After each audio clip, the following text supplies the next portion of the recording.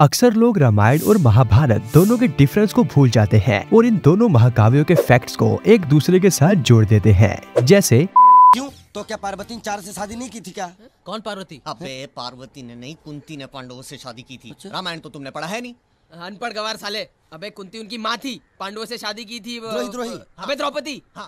तो आज हम आपको श्री राम की कथा रामायण और श्री कृष्ण की कथा महाभारत के बीच के अंतर को बिल्कुल आसान भाषा में बताने की कोशिश करेंगे, जिसे देखने के बाद आपके मन में भी इन दोनों महाकाव्य के बीच अगर कंफ्यूजन होगी तो वह दूर हो जाएगी। तो नमस्कार मित्रों, आपका ज्ञान विलर YouTube चैनल में स्वागत है।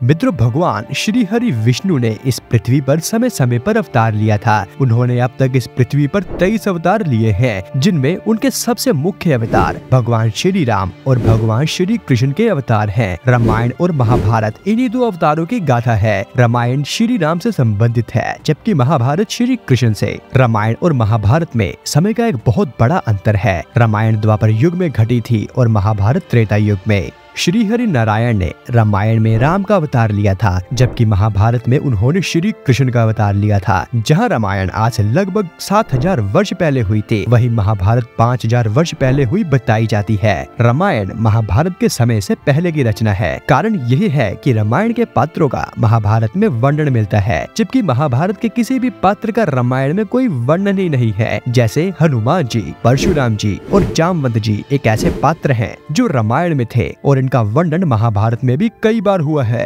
रामायण महाभारत की अपेक्षा बहुत ही छोटा काव्य है। रामायण एक कवि की रचना है, जबकि महाभारत पर अनेक कवियों की छाप है। इसीलिए रामायण की शैली में एक रूपता है और महाभारत की शैली में विभिन्नता है। रामायण में एक ही नायक है और वह है हमारे प्रभु श्री राम, जबकि महाभारत के मुख्य पात्रों में किसी एक को नायक चुनना बहुत ही कठिन कार्य है। रामायण में धर्म की प्रधानता है, जबकि महाभारत में शौर्य और कर्म ही प्रधान है। रामायण में राम का रावण के साथ युद्ध करना एक नियति था, जबकि महाभारत में कौरवों और पांडवों का युद्ध पारस्परिक द्वेष और ईर्ष्या के कारण हुआ था। रामायण में सदाचार और नैतिकता प्रधान है, जबकि महाभारत में राजनीति और कूटनीति का प्रधान है। युद्ध कला रामायण के समय में इतनी विकसित नहीं थी जितनी महाभारत के समय में हो चुकी थी। क्रोच व्यूह, पद्म व्यूह, चक्र व्यूह, मक्र व्यूह आदि सैन्य संरचनाओं से रामायण परिचित नहीं थी। भौगोलिक दृष्टि से भी रामायण और महाभारत में पर्याप्त अंतर है। धार्मिक विश्वास और नैतिक नियमों में भी दोनों ग्रंथों में पर्याप्त अंतर है। रामायण में जब हनुमान सीता को अपनी पीठ पर बिठाकर उन्हें राम के पास ले जाने का प्रस्ताव रखते हैं,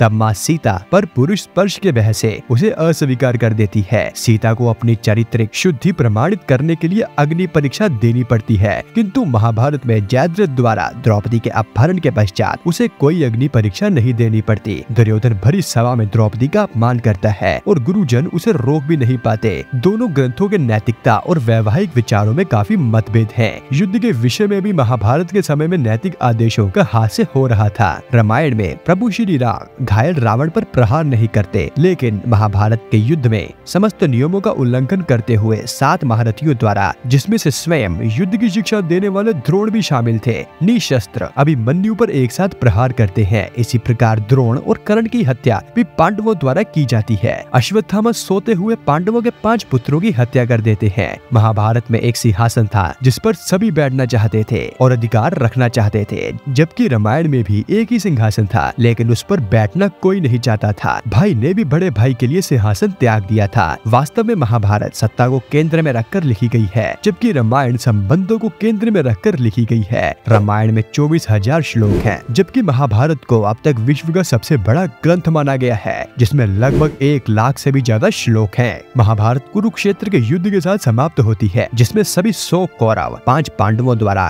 कृष्ण की सहायता से मारे जाते हैं। पांडव अंततः हस्तिनापुर पर कई वर्ष तक शासन करते हैं और अंत में स्वर्ग में प्रवेश करते हैं। इसी से महाभारत का अंत होता है। दूसरी ओर रामायण राम के राज्य अभिषेक के साथ अयोध्या के राजा के रूप में समाप्त होती है। रावण के भाई विभीषण को भी लंका का राजा माना जाता है। राम अंततः अपने अवतार को पूरा करने के लिए सरयू नदी में प्रवेश करते हैं और उनके बेटे लव और कुश राजा की विरासत को संभालते हैं। इस तरह रामायण का अंत होता है। यह भी दिलचस्प है कि श्री राम को रामायण में भगवान के अवतार के रूप में कभी नहीं कहा गया। दूसरी ओर श्री कृष्ण को कभी कभी महाभारत में भगवान के अवतार के रूप में चित्रित किया गया है। रामायण का अंतिम युद्ध रावण की राक्षसी सेना और श्री राम की वानर सेना के बीच हुआ था, जबकि ऐसा माना जाता है कि महाभारत उस समय की वर्ल्ड वॉर थी जिसमें हर देश की सेना दो गुटों में विभाजित होकर युद्ध कर रही थी। और इसी युद्ध में ऐसा भी वर्णन मिलता है कि युद्ध के कारण पूरी दुनिया की आबादी आधी रह गई थी और इतना रक्तपात हुआ था कि कुरुक्षेत्र के भूमि का रंग लाल हो गया था, जो आज भी ऐसा लाल ही है। तो मित्रों, यह था आज का हमारा वीडियो और यह वीडियो देखने के लिए आपका धन्यवाद।